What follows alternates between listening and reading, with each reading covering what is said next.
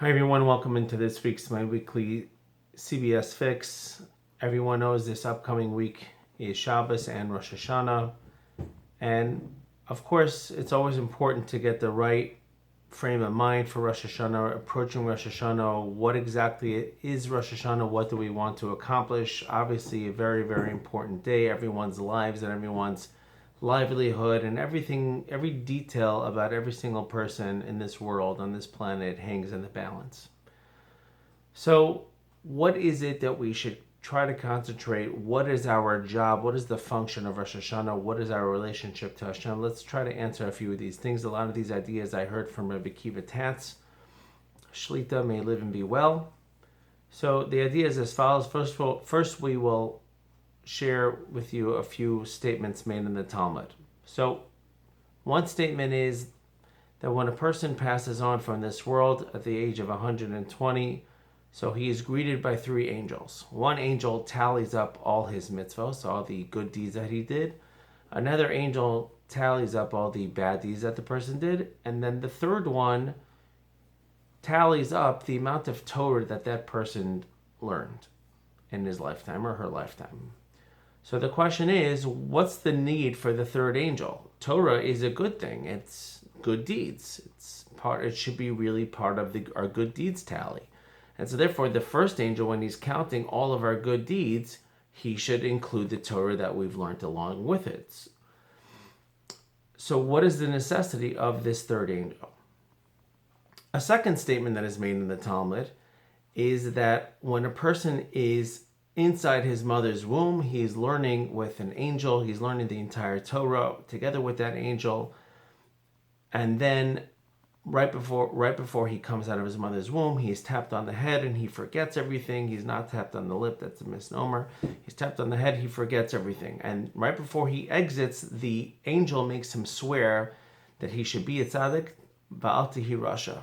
Be righteous, do not be a wicked person. The reason why he has to learn Torah inside his mother's womb is because Torah is so profound, it's so deep, it's the word of Hashem that if our souls didn't absorb it once, we wouldn't be able to get it in this physical world that we live in. That's why whenever we learn something, if it sounds right, if we're getting educated correctly, it resonates with us. So the question is, with that statement, is that in another place the Talmud also states in Tractate Shabbos, that all the Jewish people from in all time, they were all present at Mount Sinai. Everyone's soul was there, and everyone swore we call it Mushba v'Omed v'Har Sinai. We were sworn from the times of Sinai. It means we already swore that Nasav and Ishmael we were going to do, we were going to keep everything. And so that meant we were going to be law-abiding citizens. We were all going to follow Hashem's law. And so then the question is, why is it that the angel makes the child swear that he will be righteous and he won't be wicked? We already swore that we're going to follow Hashem's Torah. So what is the necessity? What is the need for this secondary swearing that the angel wants us to swear? So the answer is as follows, and this is what Rosh Hashanah is all about. This is what we should be concentrating on. There are different types of people. There's some type of people, most people actually, when a good deed comes along their way, they're actually really happy to do the good deed, whatever it might be. Let's say helping an old lady cross the street. People like to do that. Most people, they may not be the most religious, but they enjoy doing it. A good deed comes along their way. Most people actually enjoy doing this good deed. At the same time, though, a lot of those same people, when a sin comes their way, they don't mind doing it as well.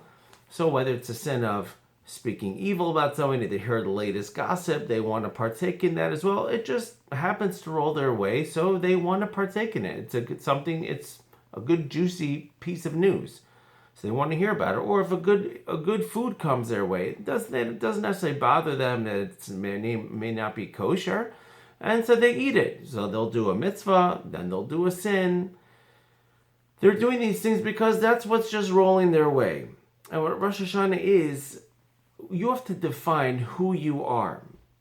Are you a good person because good deeds are just rolling your way, but then when bad deeds roll your way, you do them as well?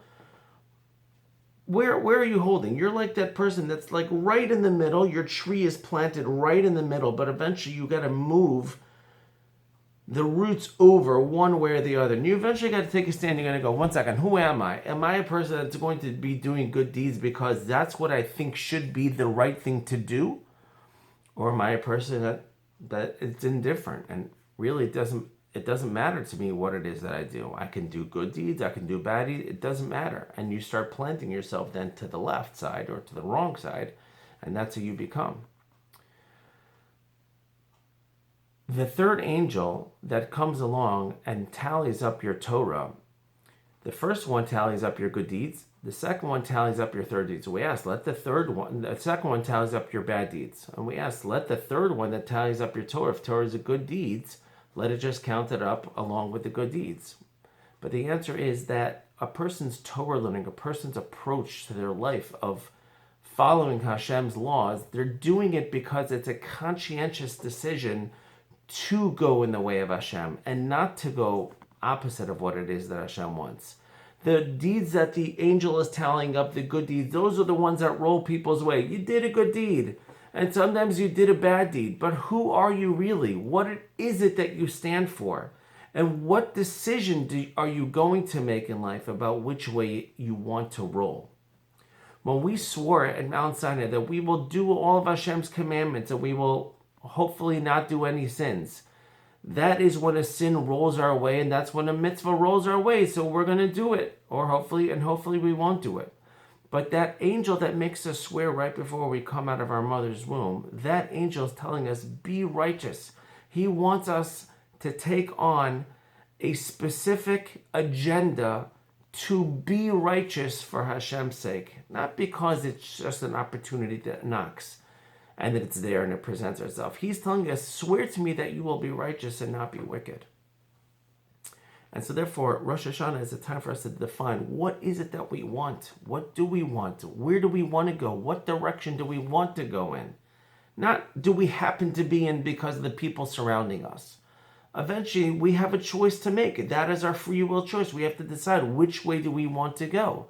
Do we want to be good? Do we want to be bad? Do we want to? And once we want it, we have to actually start doing that. We got to start moving over our branch, or like we said, our roots, where we're holding, and plant ourselves in a path that Hashem wants us to do. In a slightly different vein, to answer the second question about what the Torah it is that we've done, that the angel counts up the Torah that we've done. And that many people learn Torah. And many people, their brains are stuffed with Torah. Their minds they can quote you, they're like encyclopedias. But the question is, did the Torah itself, though, change them at all? Or are they simply like a computer that just has a lot of information downloaded into it? But the computer isn't righteous. The computer isn't a Torah sage. The computer is just simply a machine that has absorbed information because it's been programmed onto the CPU to be able to spit out information, Torah information. But did the Torah change you? Did the Torah make you a different person?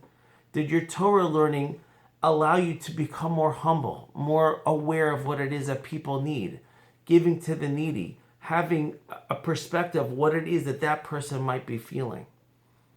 Those are the questions that we have to ask ourselves, and we have to tell ourselves, who are we? Who are we both in our Torah learning, and who are we in our decisions, and who we are in our relationship with Hashem, and thereby to the world at large? Because we all have a power within us to do good and to bring good to many people, like we spoke last week. And we have to grab the reins, and that's what Rosh Hashanah is. Rosh Hashanah is not a time to beg Hashem for forgiveness. It's a time for you to declare Hashem to be your king.